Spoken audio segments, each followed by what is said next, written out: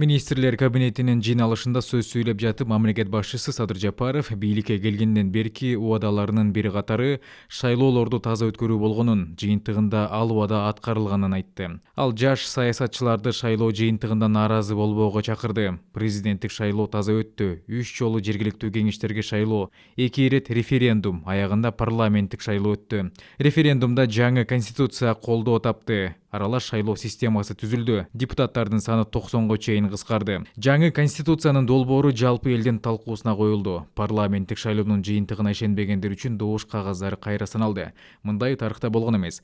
Мурда шайлоо бүткөн күнү эле добуш кагаздары жок кылынчу. Кыргызстан Борбор Азиядагы демократиялык принциптерди карманган өлкө боюнча калды. Демократия аралчасы авторитардык мамлекетке айланып баратат деген сөз туура эмес, деди Садыр Жапаров. Президент үгүт иштериндеги кемчиликтерди да белгилеп, кара пиар менен куру убадага эл ишенбей калганы шайлоо жыйынтыгында көрүнгөнүн кошумчалады.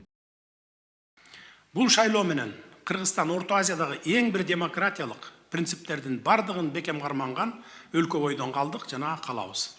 Анткени шайлоо процессинде бир дагы административдик ресурстарды колдонгон жокпуз.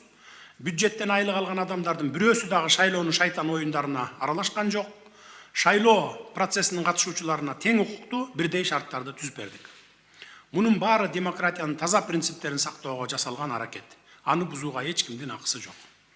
Кыргызстан Орто Азиядагы демократиялык аралчадан авторитардык мамлекетке айланып баратат деген тараптардын кооптонуусунан эч коркпойбуз. Керек болсо жокко чыгарабыз.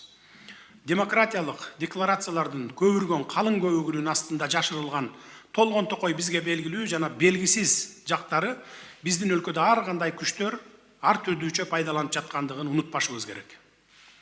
Биринчи кезекте кийинки чакырылыштын депутаттары ыйык трибунанын баркын кетирбей, чыныгы функциясын аткарып, эл үчүн иштесе деген ниетим чоң. Менин добушумду уурдап алды, шайлоо бурмаланды деген сыяктуу ыплас оюндарды токтотоор кез келди.